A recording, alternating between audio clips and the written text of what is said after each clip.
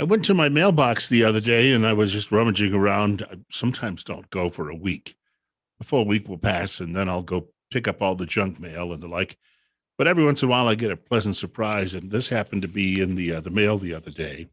It tells you, by the way, that they're sending this out as a sample. They're trying to get people to read the Epic Times. I uh, I did look through it. I thought it's very, very well put together. Certainly much thicker than my local newspaper. I had an opportunity to sign up for a free subscription to the Epic Times Talkers Magazine, which is call it the biggest trade magazine for talk radio. I had a piece a few months ago saying that Epic Times was making itself available for free to talk radio hosts because they want the every mention they get means somebody might subscribe to it elsewhere. And there was a way you were supposed to sign up, and I tried to do it. And let's just put it this way: with my non-opposable thumbs, I got it all messed up. Haven't been able to correct it, so I'm not on board as a free subscriber to the Epic Times. But I'll tell you what, I would highly recommend it for people out there. It's one of many conservative publications I do heavily rely on for doing show preparation. I was just looking at my TV screen a moment ago. Denang Dick popped up on the screen. He's a senator from Connecticut by the name of Richard Blumenthal. This is the guy that claimed he had served in Vietnam and it never happened. But he maintains his seat in Connecticut because the fellow travelers really don't care about lies. Being a godless liberal, and they've been officially godless since the Charlotte Convention back in 2012 when they booed the Lord, means they don't believe in judgment. And so in the Democrat Party, and really among lefties of all stripes, by any means necessary, the ends justify the means. You can come up with a number of things that really describe their behavior.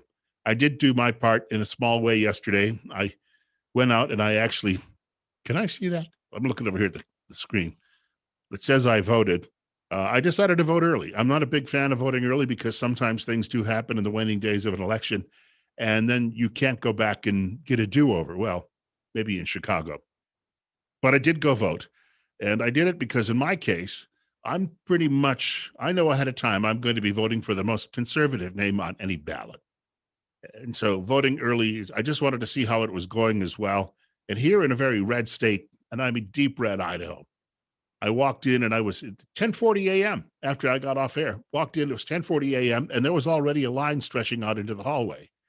And by the time I made it up to the door of the Board of Elections to go inside and pick up my ballot, the line was even longer. So it tells me there's a great deal of interest. All of this talk that the early voting is dominated by Democrats, I'm not so sure about that. And as the numbers get higher and higher and higher, they're talking maybe 150 million people may cast a ballot in this election. Then I think that that's a sign. There are a lot of undercounted Republicans. A pollster by the name of Jim Lee was on a TV show in the Lehigh Valley of Pennsylvania the other day and said he estimates that there are a lot of Trump voters that aren't being counted. And again in 2016, a lot of people who never had voted before or had not voted in a very long time decided to register, and they went out and voted for Donald Trump. And we could be seeing even more of that now. I'm not overly confident. I'll be honest with you about that, but I do believe that there's a window of opportunity here. My only disappointment is that there is just so little coverage of the Hunter Biden story. Mainstream media, look, they've been in the tank for liberal causes and Democrats for decades. There's a column today from the liberal columnist Ruth Marcus at Pravda on the Potomac. And she's going on and on and on about how the Supreme Court does not match the American mosaic. They continually believe we should be ruled by whatever the fad of the day happens to be. No, we have a constitution, and it's been in place, and it's worked quite well so far when we've actually adhered to it. But they somehow think that if today we just all wet our fingers and stick them into the air and see which way the wind is blowing, that's how we should run the country.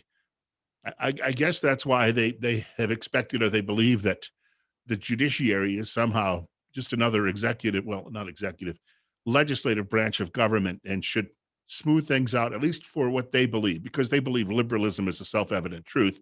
Media believes the same thing. And therefore, media, even with Donald Trump, which, let's face it, media just despises the guy, as do most lefties. But I don't care who the Republican is. If it had been Ted Cruz or Rand Paul or Bobby Jindal or Rick Perry, you'd be seeing the caterwauling going on still. It wouldn't matter. And they would be working overtime to take down any Republican while they continue to cover for Joe Biden. After this is all over and the dust settles, no matter what happens, we have to figure out how we're going to bring the media to account. That's going to be job one, perhaps, if we want to save this republic. If you like our videos, click on the subscribe button above. You can also leave any comments in the comments section below. My name is Bill Colley. My counterpart, who you sometimes see videos from, is Jake Smith. And occasionally we even do some of these together. We might be doing one of those in the next few days.